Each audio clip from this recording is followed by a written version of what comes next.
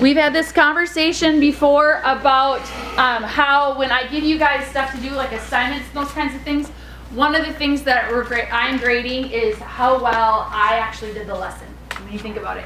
So if you all struggle with a certain component, then that means that it needs to be retaught.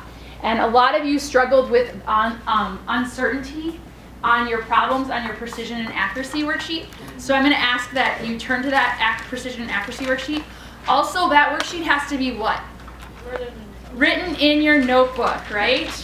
So we need to make sure that we do that. So I want to go through those problems with you, just so you know. I'm also going to tell you that Mrs. Williamson is far from perfect, right? Do I ask for any of you guys to be perfect? No. No, right? Sure, all right. So when I was grading these, I kept noticing that everyone kept getting the same question wrong. When I went back and I redid my math, and I did the question wrong. So those of you who alphabetically come before McKenna, so Brad through Mason Jurek, you guys need to check your answers when we go through. Did I say, oh, I'm sorry, did I say, I'm sorry. But McKenna, or Brad through Mason, okay? All right, there's 2 questions that we need to check and make sure that you have, that I didn't take more off. So you're gonna tell me that you have those questions right, and I'm gonna fix them in my grade book right here. Does that make sense to everyone? Okay. All right. Yeah. So speaking of that, what happens? What happens when you don't turn your notebook in on time when I tell you to? What have I been doing? Has anyone noticed that? No. You get 1 point just for turning your notebook in, right? Oh. You get 0 points if you don't turn your notebook in when I ask for it. It's just 1 or nothing. That's what those notebook checks are. And so when you think about it, there's how many weeks in a quarter? 9 weeks in a quarter. So that's 9 points. That's easy 3 points for you to get. That's a lot of points in this class, right? 9 points. So you guys need to make sure that you're turning your notebooks in when they're requested. And that day is always, pretty much always, 90% of the time on Tuesdays, right? Okay, so we're going to go into your accuracy and precision. Before we do that, first of all, popcorn accuracy. That was those problems that you had to calculate based on the percent accuracy, right? Percent error. And you had to do that. In addition to that, you also needed to have the definitions from the previous lab in your notebook. So some of yours say you need to add number 6 from the popcorn lab in here so that you can get points for that. So that's the popcorn lab accuracy. So I need to see that math and I need to have those definitions in there, okay? The second portion of this is that we have the, so the next assignment we had in here was precision and accuracy. So we're gonna go through that pretty quickly here, just a second. So number 1 through 4, all you had to do was figure out your percent error in those, okay? Some of you nailed the math. I'm gonna use Kyler as an example. Kyler nailed the math. Like, he knew how to do the formulas and plug things in, and he rocked it. But he didn't always know exactly what he had to do for all the problems.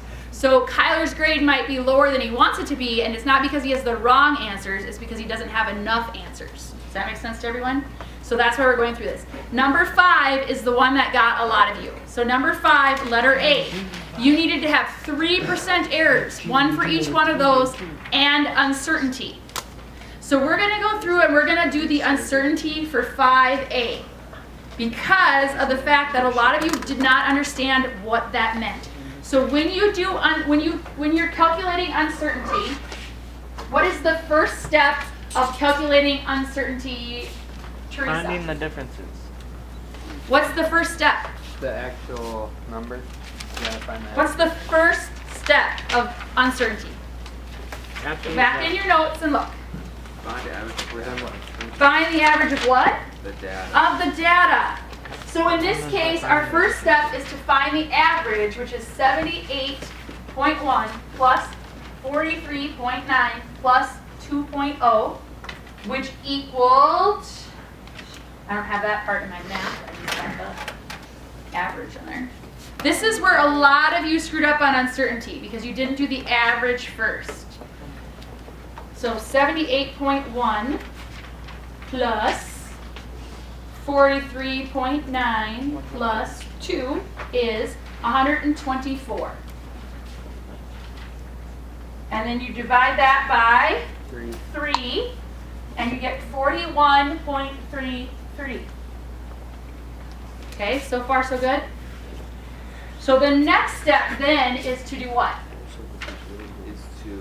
This is where somebody had said that. Your next step is to what? Find the absolute deviation. The absolute deviation of each measurement. Correct.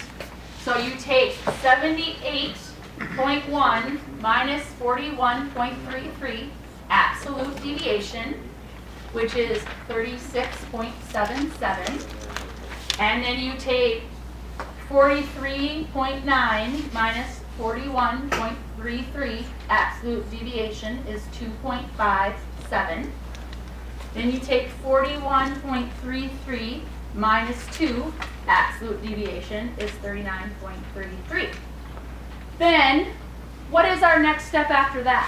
Find Find the average of the deviations. So we're going to find the average of the deviations. So we're going to take those and add them together. 36.77 plus 2.57 plus 39.33 equals. Need my calculator again because we all know how great Mrs. Williamson is at math in her head. 39.33 equals. Yeah, that's not right. I came up with 3,972.34. I'm guessing my fat fingers got in the way there, huh? 36.77 plus 2.57 plus 39.33 equals 78.67, as Jared already told me. And then what do we do with that number? I divide it by 3. We divide it by 3, right? And that gives us 26.22. Is that the answer? No. The answer is 41.33 plus or minus 26.22. Where did the 41.33 come from, Abby? No, but where did that number come from? Where did I get 41.33? Because that's not one of our data points, right? What is it? Average. It's the average of the data points. So you have to, whenever you write uncertainty, you have to write it this way. 41.33 plus or minus 26.22. Some of you, when you wrote uncertainty, would put 78.1 plus or minus 26.22. That makes it incorrect. Does that help with uncertainty a little bit? Okay. So that's 5A. That's how you had to do 5A, 5B, and 5C. So 5A, the 3% errors are each worth 0.33 of a point. Uncertainty is worth a full point.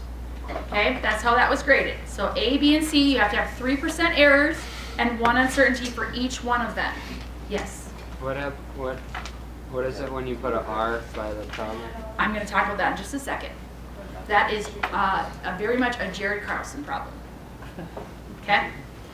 Number 6 and number 7. It says, how precise and accurate is her data? So some of you just told me how precise and accurate it is, but you didn't show me any math.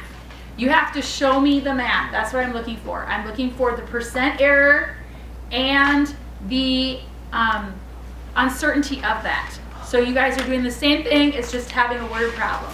And that's where some of you messed up, is you told me what you thought that it was, but sometimes your answers weren't right because you obviously didn't do the math. You just looked at the numbers and tried to figure it out from that. Verse 6 and 7. Okay. So that should get you through that worksheet, other than the fact that we need to address Jared, and there's a few others of you on here that have rounding issues as well. So that's what R stands for. And if you round incorrectly, it's wrong. Okay? So when you're rounding, if your number is 0 to 4, you leave it. If it is 5 through 9, you round up. Right? That is elementary math. Okay? But if you're not rounding correctly, it's going to make your answers wrong. And some of you don't even try to round. You just put down the first 2 numbers and ignore everything that comes after the decimal point. Okay?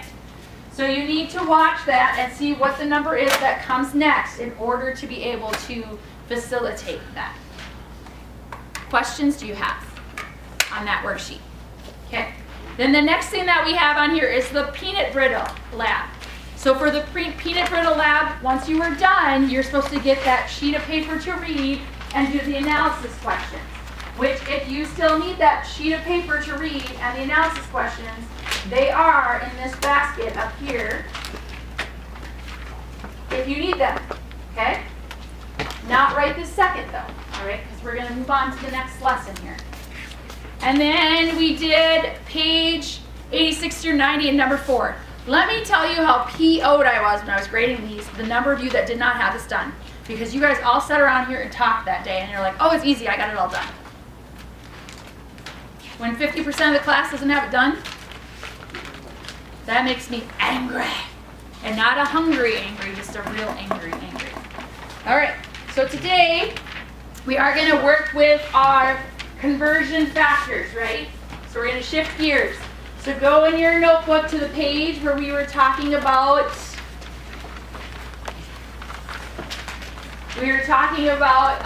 conversion factors, where we left off when you guys were cutting out your cards, right?